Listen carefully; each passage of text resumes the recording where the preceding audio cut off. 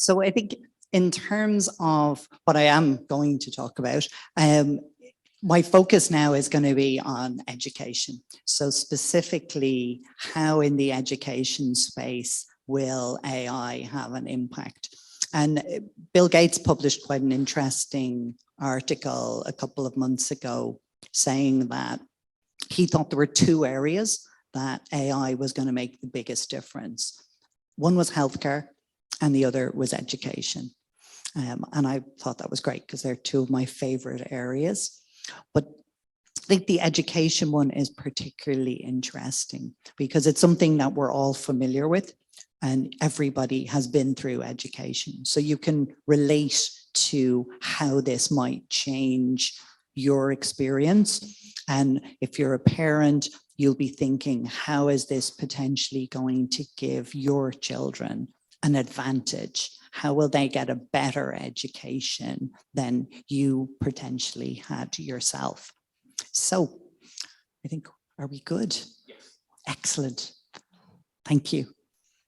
So looking at education, is this something where we should be extra worried about the impact, or is it even more potential benefit than the more general business use of AI? And to start with this, I think it's a question of figuring out, how do we measure intelligence? All intelligence, not just artificial intelligence. How do we actually quantify intelligence? And the answer to date for most educational environments is we assess people. We test them to see, and we give them a score. And that's how we define intelligence. And for the educators in the room, that's one of the most terrifying things that we're going to see starting this academic year, that our traditional ways of assessing people are no longer fit for purpose. They don't work. And that's hard to hear when you built an entire academic career on assessing people. But if we use our normal methods of assessment and we get ChatGPT to take a test, it's going to pass nearly all of the tests. So this graph shows you GPT taking tests and how well it scores. The blue version is the older GPT. The green one is the latest and greatest version. And at the top of the chart is 100%. And you can see that across nearly every domain, ChatGPT gets a super high mark. So it's over 60% at virtually every subject. There's still a couple of subjects it's not great at mathematics, but most subjects, it will at least do as well as the average human. And in a lot of cases, it'll do better. So this graph tells us we can't continue to use our traditional assessment tools. ChatGPT can pass it. So it's no longer a valid way of assessing people. So if you ask ChatGPT, it can become a lawyer. And it can pass the medical exam as well. So it can do these professions that were probably among the professions we thought were safest from the threat of automation. So it's a huge concern in the education space. Students are going to use this technology to cheat. All a student needs to do is say, ChatGPT, write my assessment for me. And they can. So at the moment, we're seeing across the education space, like AI, is this ominous monster towering over academic institutions. And we're seeing headlines like this. So this is from an Irish newspaper, where there was a crisis meeting of all of the universities in Ireland to figure out what were they going to do, because they knew they could no longer use their traditional forms of assessment. And they're panicked. And in New York, they've also banned GPT on all student networks in public schools. But an interesting side note is that they banned it, one, because they thought students would use it to cheat. But the other one is very interesting. The second reason that they banned it was for a reason of equality. So they were afraid that students from poorer backgrounds wouldn't have access to the technology. So it was going to amplify the digital divide. It was going to make it worse for less well-off students. So it's not just about whether we should use AI, but whether it will be fair across different populations to use it. Now, one of the first things I get asked when I talk to universities about assessment is they say, well, we're not that worried in some ways. We've dealt with plagiarism for years. And we use services like Turnitin to check for plagiarism. So can we not just do the same, but better for AI? Now, OpenAI, the company who created ChatGPT, and therefore you would think know quite a lot about how it works, they tried to create a classifier, a service that would tell you whether or not a document had been created by AI. Anybody want to guess the percentage accuracy that their own service had for detecting whether or not a student had used GPT to create the answer? And Tomek, you can't answer because you've seen this slide. 40%. Who thinks, we'll take that as the baseline. Who thinks lower than 40%? And who thinks higher than 40%? Okay, so I'd say that's about 40% of people. So the answer is 26%. Now that's pretty terrible performance. So that means 3 out of 4, it can't detect whether or not AI did it. And that's from the people who created the system. So anybody who tells you that it's going to be possible to use a classifier to detect AI, they are straight out lying to you, the same way as ChatGPT hallucinates. They are hallucinating. So it's not going to work. And that's why we're seeing these kinds of headlines where people say it's a clear and present danger to education. School teachers are bewildered by AI. And other headlines then where we say that, professors are losing. So there's a panic in the education sector.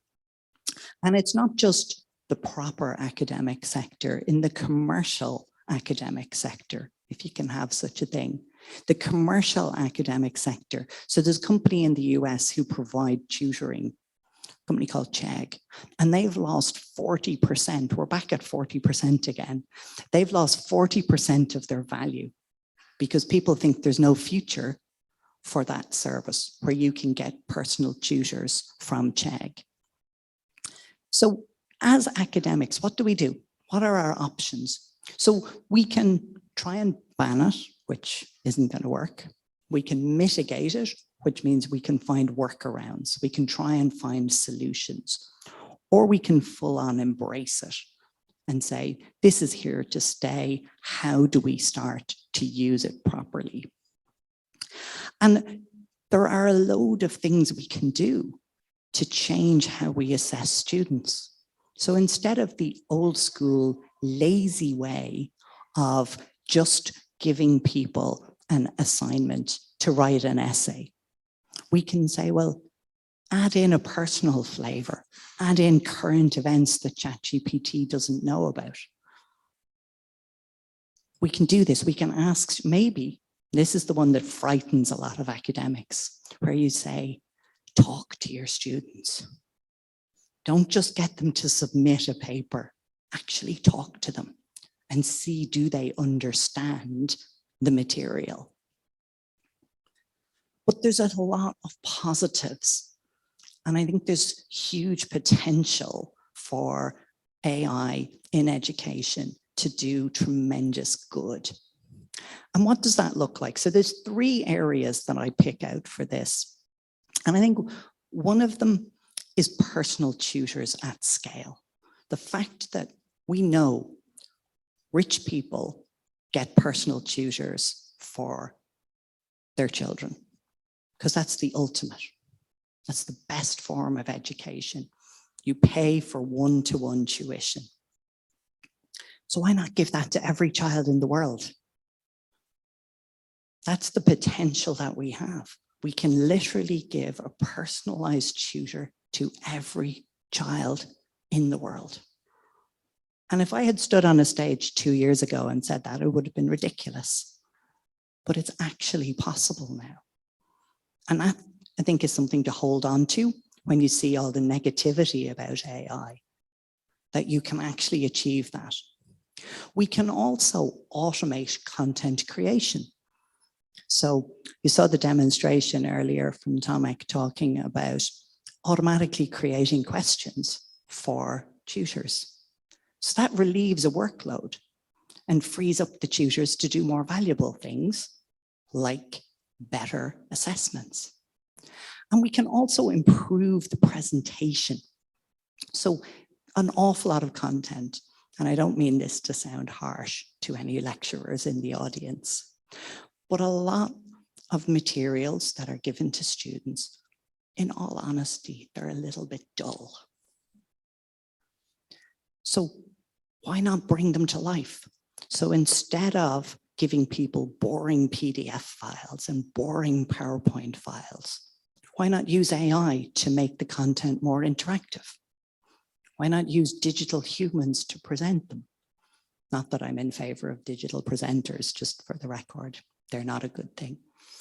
But we can see, so I thought this was a very encouraging headline from MIT.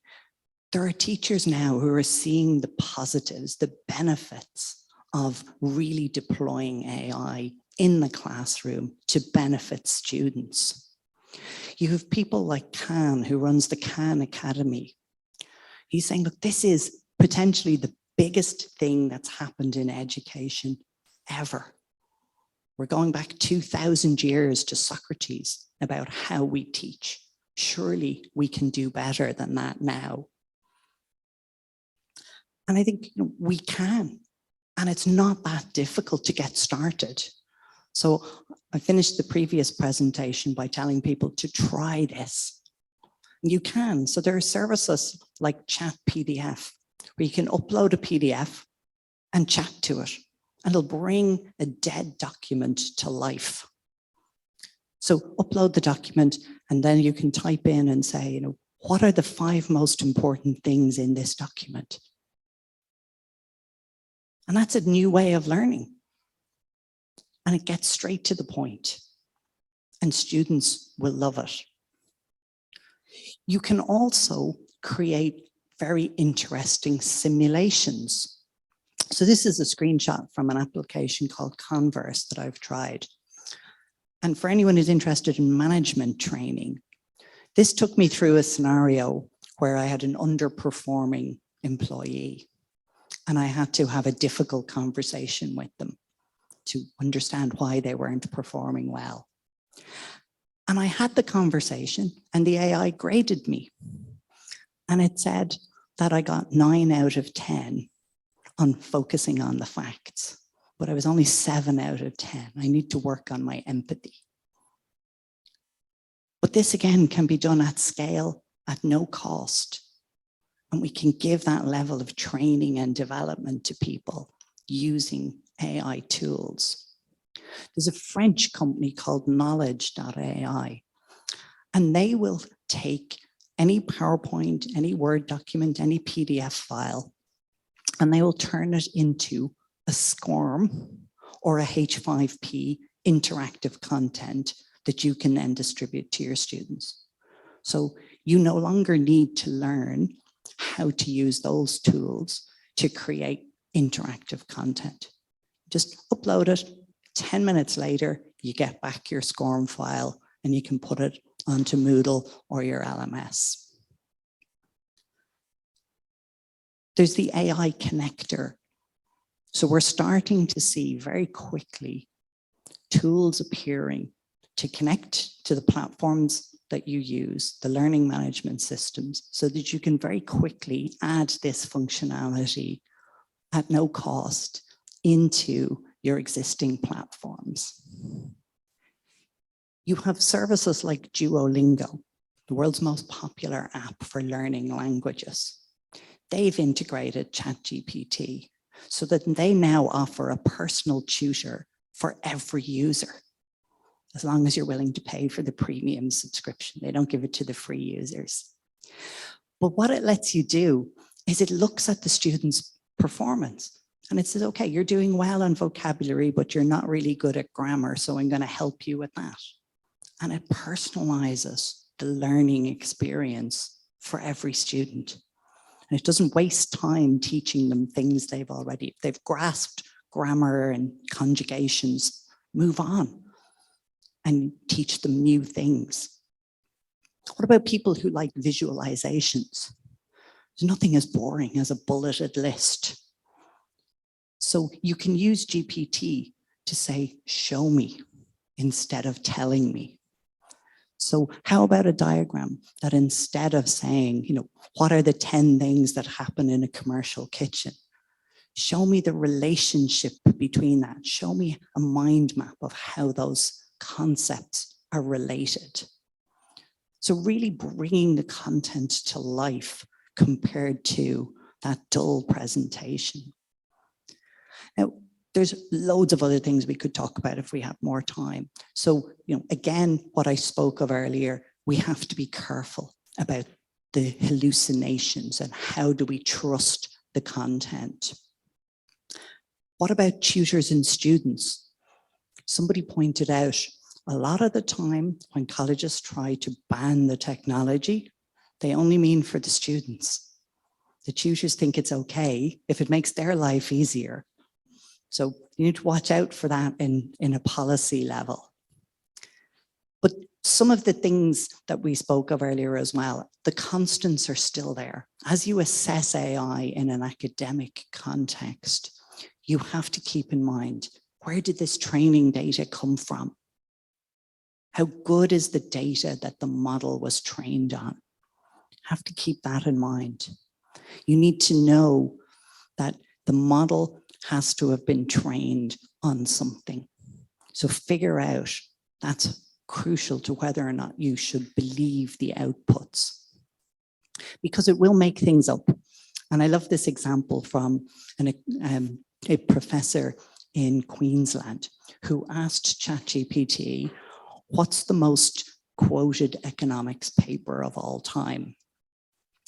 And ChatGPT came back with this document, a theory of economic history by North and Thomas.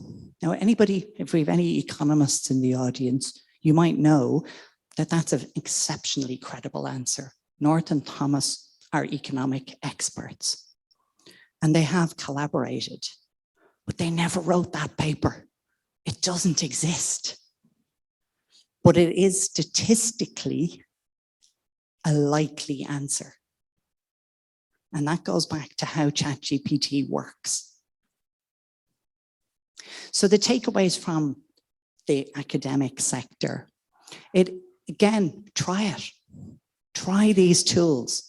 There are tons of great tools out there to experiment with. You've got the whole summer to play with them. But again, watch out. Don't trust everything that it tells you. You'll have a paper like that where you can't trust it.